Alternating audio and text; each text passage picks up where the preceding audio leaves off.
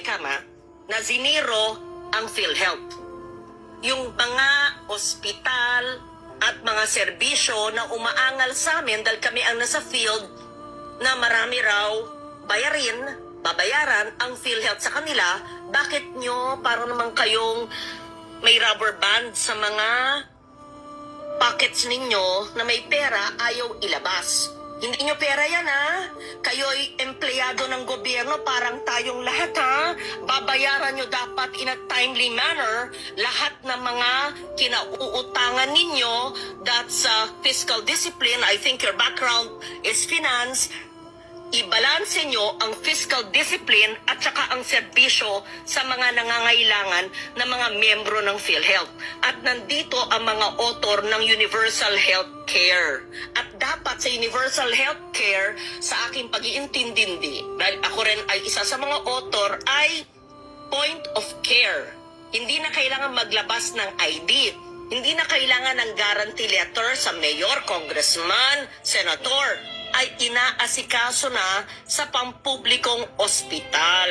Inaasikaso na sa may MOA ang DOH. So lahat na.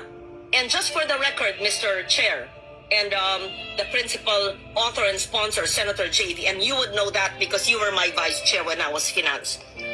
Even before the universal health care was enacted into law, Senator JD, what did I do? What did we do? You were my vice chair for health. I covered, as chairman of finance, every Filipino, every indigent Filipino.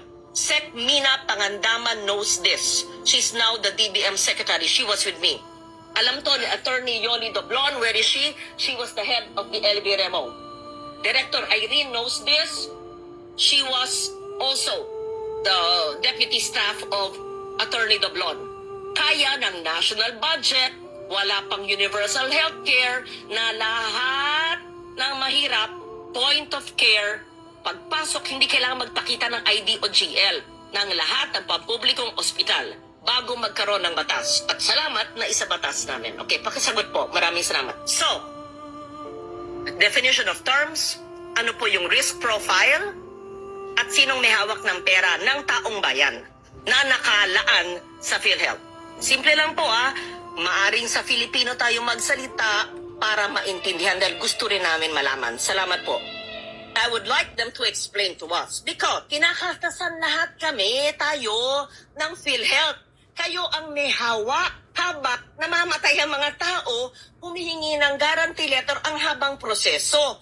While you are floating in billions, hundreds of billions of hash 600. So, kindly give us the breakdown of the 600 billion, and if the difference between 600 and 489 is reserve, how do you determine what is reserve? What is the reserve definition of terms used for? What is a 489? And give us the breakdown, please. And in what bank is it deposited? What kind of a deposit is it? Is it a time deposit? How much is the interest? And where does the interest go? So what is the principal? What bank? Who's the account officer in charge? Are these several banks? What is the, give us the details of the 600. Is it 600B? 600.1001? I mean, ano ba? Detalya po. The Filipino people need to know. And my second question would be, meron ba ni isang Pilipino na maaapektuhan dahil siniro? Hindi kami wala ako sa BICAM na ziniro ang PhilHealth. At yung mga, pangatlong tanong, yung mga ospital at mga serbisyo na umaangal sa amin dahil kami ang nasa field na marami babayaran ang PhilHealth sa kanila, bakit nyo parang naman kayong may rubber band sa mga pockets ninyo na may pera ayaw ilabas? Hindi nyo pera yan Kayo'y empleyado ng gobyerno, parang tayong lahat Babayaran nyo dapat in a timely manner lahat ng mga kinauutangan ninyo, that's fiscal discipline. I think your background is finance. Ibalanse nyo ang fiscal discipline at saka ang serbisyo sa mga nangangailangan na mga miyembro ng PhilHealth.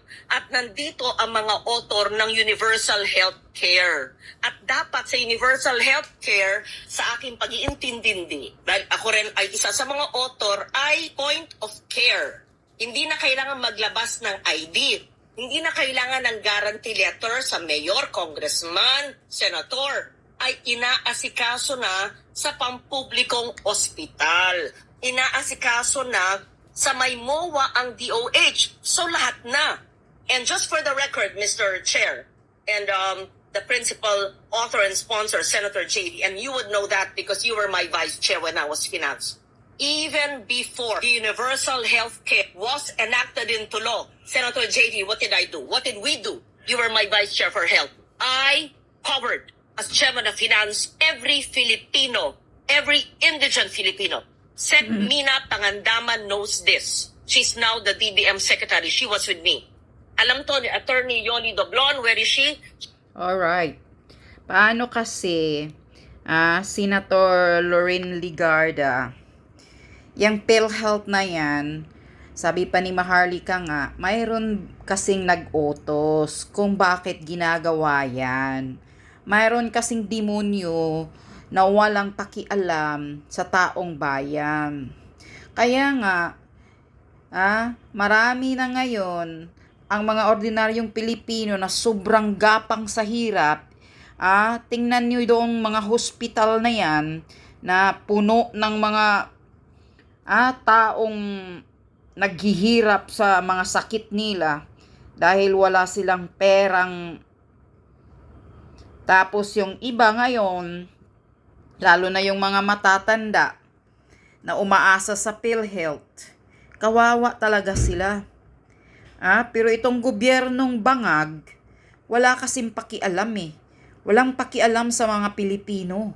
Hindi talaga nila iniisip yun. Ang iniisip nila na yung budget ay pera nila.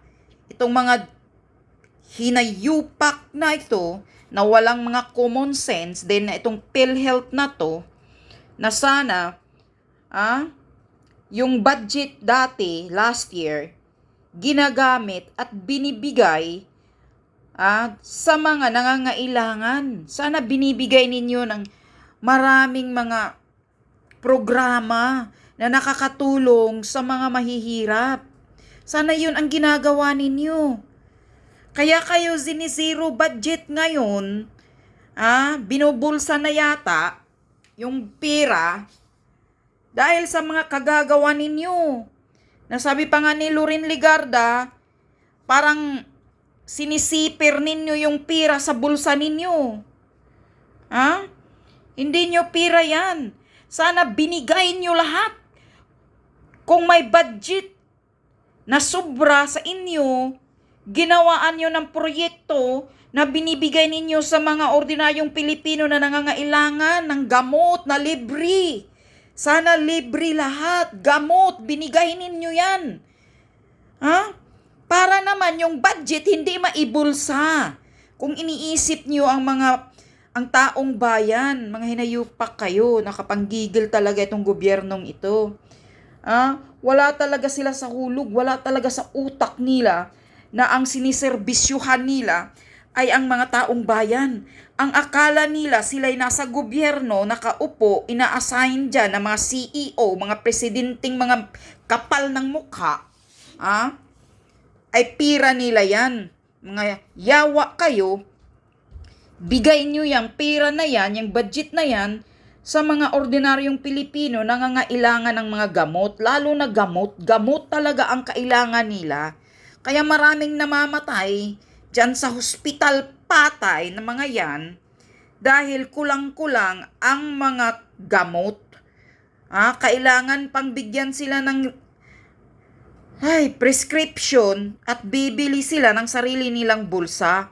Whereas marami naman palang budget kayo noon, hindi nyo ginagamit para sa kanila. Nakapanggigil talaga kayo. Wala talaga kayong utak. Mga PhilHealth kayo. Dapat sa inyo palitan kayo lahat. tanggalin kayo lahat dyan, mga director, mga CEO, ang lalaki pa naman ng mga sahod ninyong mga hinayupak kayo. Lumalamon kayo ng pera ng mga taxpayer, pero hindi nyo iniisip, hindi nyo inuuna ang kapakanan ng mga ordinaryong Pilipino. Nakapanggigil talaga ngayon, zero budget. Sino ang apektado? Apektado yung mga mahihirap. Nahirap makabili ng gamot, hirap makapagpa-hospital. Sila talaga ngayon ang apektado na zero budget ang PhilHealth. Magbabayad ka na ng buo. Diyos ko po, walang kwinta talaga itong puro talaga kayo mga bangag. Mga walang utak. Ang gobyernong bangag. Putang ina, nakapanggigil talaga itong gobyernong ito.